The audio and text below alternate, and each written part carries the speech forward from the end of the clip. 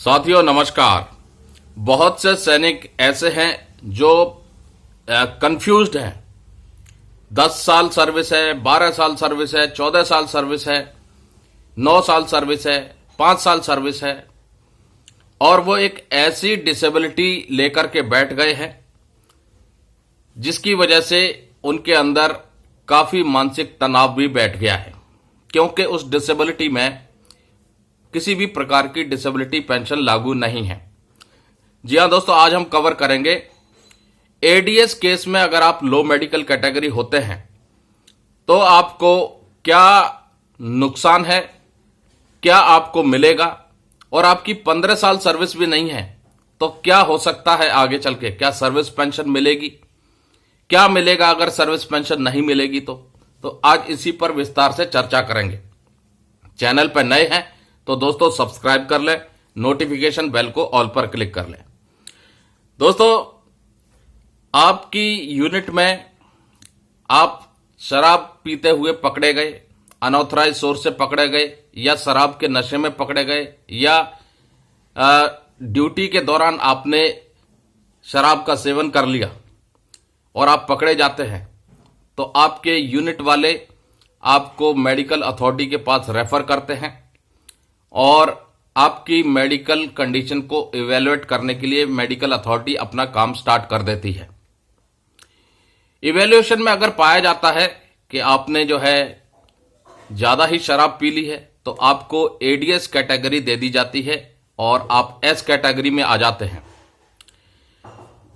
जब आपको एमएच में रेफर करते हैं साइकेट्रिस्ट के पास तो आपका फॉर्म 10 भी भरा जाता है, जिसमें आपका पर्सनल बिहेवियर से लेकर के प्रोफेशनल काम किस तरीके का रहा है, सोशल गैदरिंग में आपका परफॉर्मेंस कैसा रहा है, वो सारी चीजें उसमें अंकित की जाती हैं और वो चीज साइकेट्रिस्ट के पास जो है भेजी जाती है ताकि वो जब अपनी ओपिनियन बनाएं तो आपके बैकग्राउंड को भी एनालाइज कर सकें। अब आप जो है एडीएस में टेम्पररी कैटेगरी कर दिए जाते हैं, यानी स्टार्टिंग जो आपकी होती है वो S3T24 से होती है और 6 महीने के लिए आपको कैटेगरी कर दिया जाता है। उसके बाद फिर आपका रिव्यू होता है। अगर उस वक्त भी जरूरत पड़ती है आपको और मेडिकल ऑब्जर्वेशन की, मेडिकल अटेंशन की, तो आपको और 6 महीने के लिए कैटेगरी दे दी जाती है। फिर आपकी कैटेगरी हो जाती है S3T24 प्लस T24। उसके बाद फिर दोबारा 6 महीने के बाद रिव्यू होता है, लेकिन नेक्स्ट रिव्यू से पहले अगर आप रिलैप्स में आ गए तो आपके लिए दिक्कतें पैदा हो सकती हैं। मेडिकल अथॉरिटी के पास ये राइट है कि अगर आप बार बार रिलैप्स में आ रहे हैं तो आपको इनवैलिड मेडिकली बोर्ड आउट भी कर सकते हैं, आईएमबी कर सकते हैं। और अगर आप S3T24 प्लस T24 के बाद रिव्यू कराने आते हैं और उस वक्त भी आपको जरूरत पड़ती है मेडिकल अटेंशन की, तो आपको S2 परमानेंट कर दिया जाता है और उसके बाद आपको 2 साल के लिए कैटेगरी दे दी जाती है।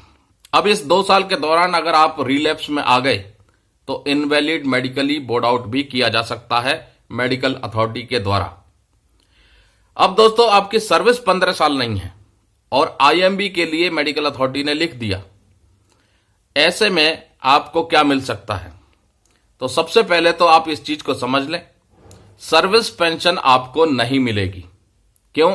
क्योंकि सर्विस पेंशन का जो पहला एलिजिबल क्राइटेरिया है वो है कि आपकी मिनिमम क्वालिफाइंग सर्विस 15 साल होनी चाहिए। मिनिमम सर्विस की बात नहीं कर रहा मैं, मिनिमम क्वालिफाइंग सर्विस की बात कर रहा हूं।